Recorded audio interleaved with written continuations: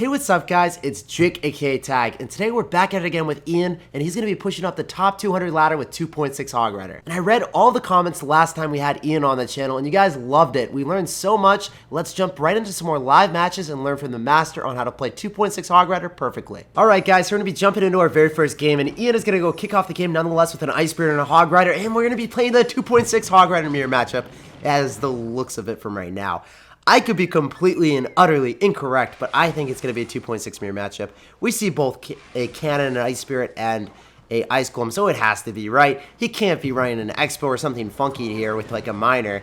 Yeah, there's going to be a musketeer. So HOG Rider is going to be barreling down on the right-hand side. We're going to see how he navigates this matchup. What does Ian do to get victory in one of the matchups that I particularly don't play this my best? Whenever I play against a good 2.6 player, I struggle. Whenever I played against Sheldon Cooper, I know you guys remember from the video, I lost so badly. So let's see what he does. He's going to be dropping HOG Riders on offense, trying to cycle pretty viciously to see if he can outcycle a cannon. He's going to have Skeleton's Ice Spirit, barely gets back to a cannon. Very well played by Ian. So if your opponent is not really doing super well cycling and they're lagging behind, you can always try to catch them off guard and get Skeletons, Ice Spirit, and a cannon. So that's 5 elixir for a simple HOG Rider. So that's well worth it for Ian right there. +1 elixir trade, and definitely keeping his opponent very uncomfortable. So let's see what Ian does here. He's up a little bit on damage on the left-hand side. Musketeer coming down on the right-hand side. He's just going to go Fireball it. So apparently whenever a Musketeer is cycled in the back, just Fireball it, even if it's not on the tower that you're going to be going towards. So that's something that I didn't really know before. Really, really cool. Just doesn't allow his opponent to build up anything there.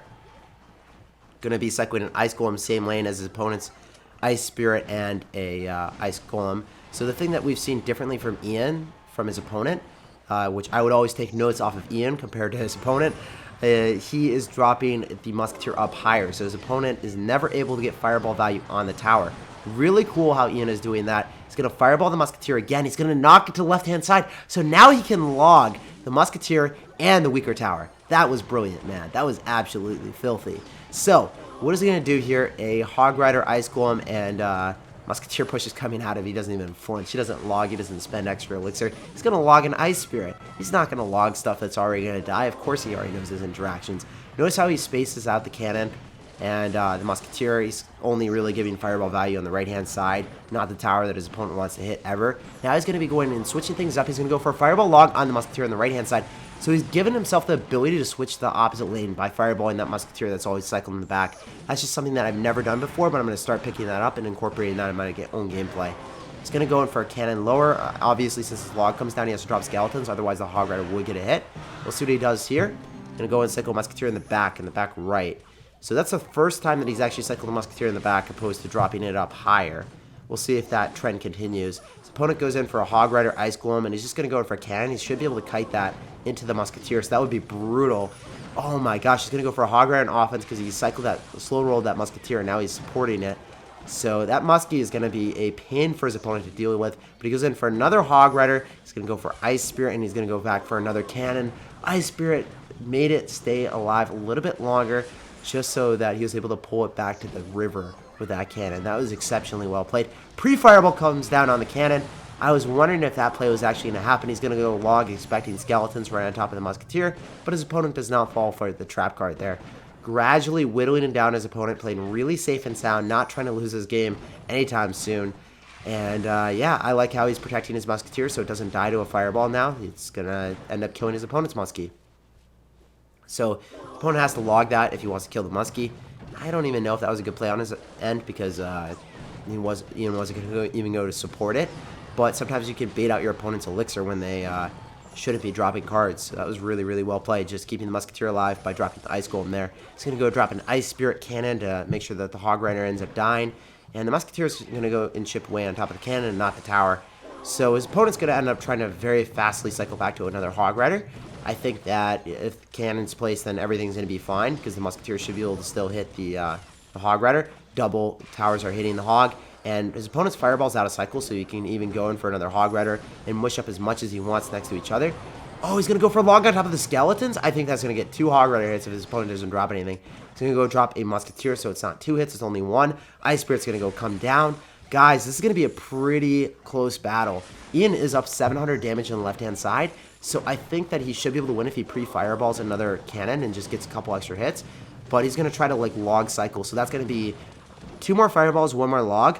I don't know if his opponent is going to drop anything near that to be able to be fireballed. Like, maybe he's going to go for a pre-fireball on a cannon, but then...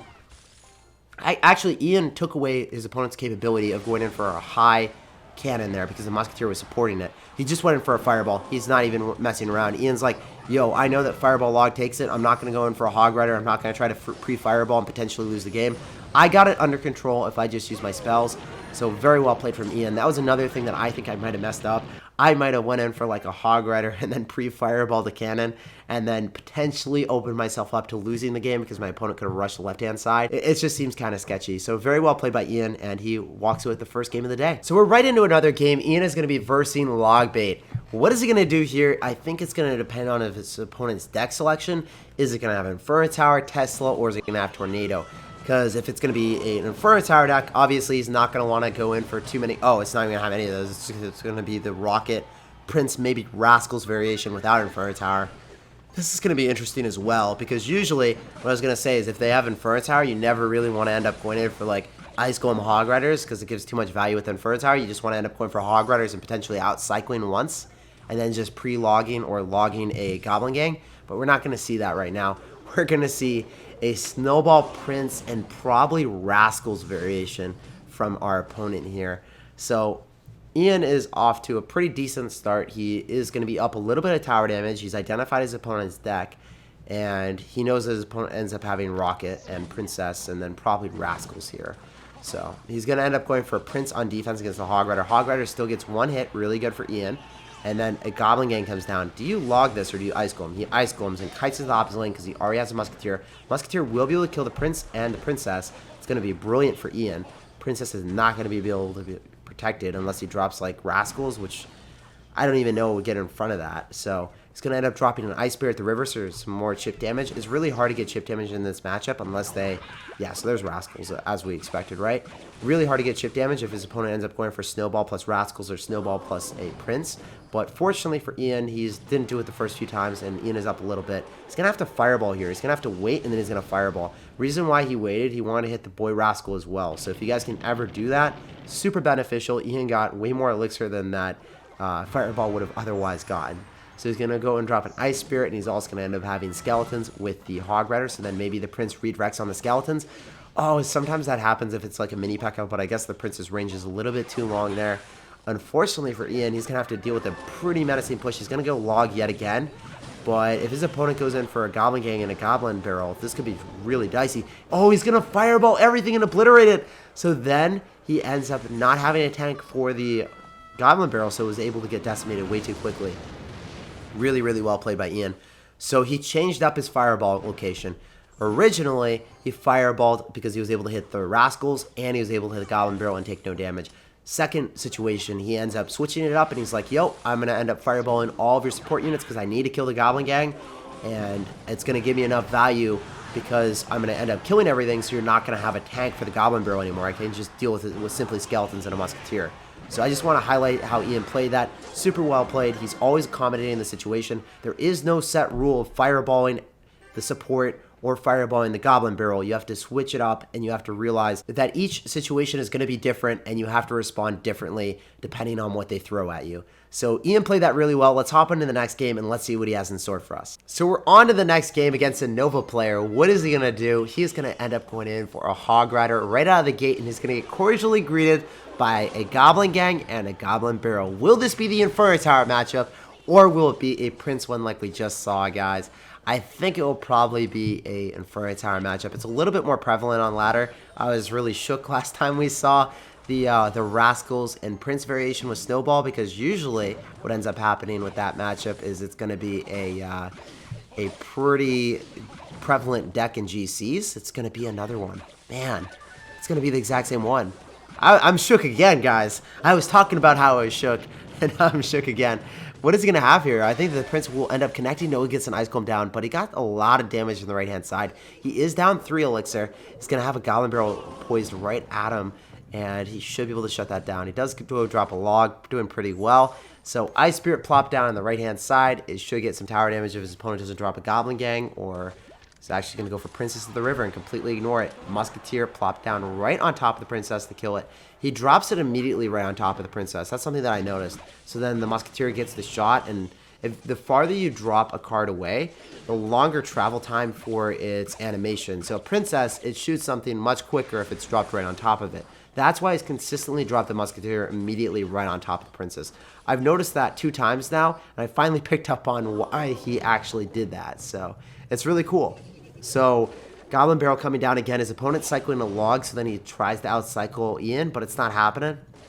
He's going to end up probably going in for Hog Riders when he's up Elixir. I'm not sure if he's going to do that right now. Yeah, he's just going to go for a Fireball right on top of the Princess and see what his opponent's got. So he's going to end up going in for a Dark Goblin again. Super difficult to time those skeletons to deal with the Dark Goblin, but the Dark Goblin didn't even get a hit on the tower there. So if you drop the skeletons in the right placement, you can actually end up killing the Dark Goblin without any damage on your tower. That's really cool.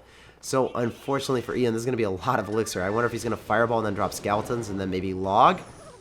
So he's going to drop Ice Spirit instead. So I would have done everything but the Ice Spirit. Really 100 more IQ than what I would have done. That's insane for him to end up going in for the Ice Spirit, save a little bit more Elixir, be able to go in for a Hog Rider on offense there, and realize in the spur of the moment that he was able to deduce that his opponent went in for a backwards Goblin Barrel when everything was thrown at him, not panicking, just dropping an Ice Spirit and then saving the log. Really cool stuff.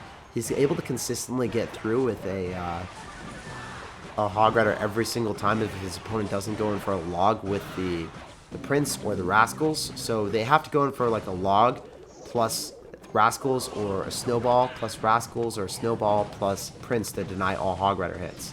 So if they don't do that, you can just go in for Hog Riders till your heart's content and you'll continuously get damage. So if you see your opponent cycle a log on the left-hand side, you can take advantage of that and get some extra damage. So Ian is just a Fireball and a log away. He's going to cycle a Hog Rider, apply even more aggression. He's going to go for the log. Rocket comes down, and that's what I love to see. Ian cops a fat W here. He has consistently not dropped like Ice Golem Hog Rider whenever he knows that his opponent has Rocket. Doesn't give him that value, and he walks away with a very nice W. And that's actually where we're going to end today's video. I hope you guys enjoyed it as much as I did. I learned a lot, and I hope you guys did too. I think that this top 200 live ladder pushing is going to be a consistent thing on the channel. If you guys enjoyed today's video, make sure to sauce me a fat thumbs up, and make sure to go drop Ian a fat follow on Twitter. The link will be down below in the description of the video. Thanks for watching, and I hope to see you guys all in the next video. Peace out.